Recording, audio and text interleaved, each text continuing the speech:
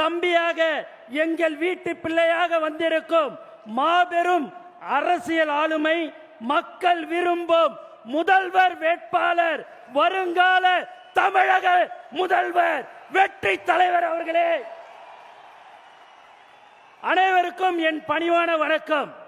இந்த மாபெரும் மாநாட்டின் தொடக்க உரையை வழங்குவதில் நான் பெருமை அடைகிறேன். சுமார் ஒரு ஆண்டுக்கு முன்பே விக்கிரவாண்டி வி சாலையில் முதல் மாநாடு நடத்தினோம். அன்று நம் மனதில் இருந்த எண்ணங்களை, ஆசைகளை நம் தலைவரோடு பகிர்ந்து கொண்டோம். நம் தலைவர் அன்று ஒரு கட்சி அல்ல, ஒரு புரட்சியை தொடங்கினார். இன்று கோடிக்கணக்கான மக்கள் படையே இவரோடு நிற்கிறது. இதற்கு பெயர்தான் சத்தமில்லாமல் சாதனை செய்வது. அதே போல